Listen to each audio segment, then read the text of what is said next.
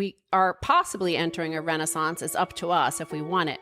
We are exiting a fiat dark ages, and we can opt out of that system, and we could join this decentralized network of Bitcoin, and it can challenge us to reinvent ourselves psychologically. So can you go deeper into that? This is part of your philosophy. I know you write about this and talk about this. So for me, what stood out about Bitcoin is this genius of economic incentive.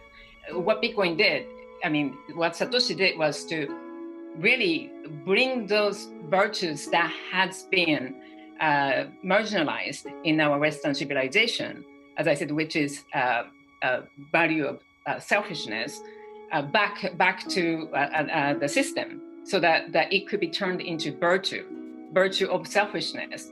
And then upon this selfishness, only the value of altruism can be built. So that is, to me, that is a huge, discovery. And then, as I said, it's the battle between good and evil, and dark and light.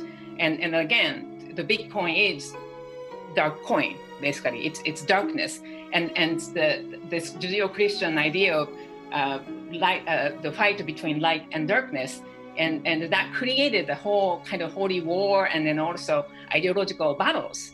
And this ideological battle that we are seeing is actually happening within ourselves, provided a way for us to actually do this, to solve the problem of evil that we created out there through our suppression. And then again, when I discovered this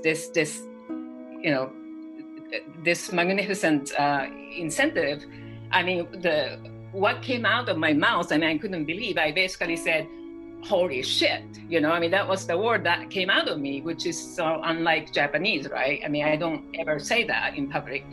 But then it was really that. It was really holy shit. That embodies what Bitcoin is. Because out of darkness, Bitcoin is darkness.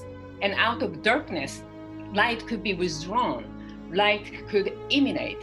And this light brings the true light, true enlightenment for everyone. So Bitcoin is really holy shit, through, and then I couldn't understand when, American always say holy shit all the time. And, I couldn't understand how come that shit and holy could be used in one word at the same time. And now I get it, because it is. And Bitcoin is black, but out of that blackness, out of the darkness, true light could be created. And that light create new enlightenment, new cycle, ending the old cycle, and then we will create a new cycle of enlightenment. It's a physical, a sociological, psychological, political, and cosmic quadruple, quintupling witching hour going on here. Is that understating the fact, or is that really what's going on?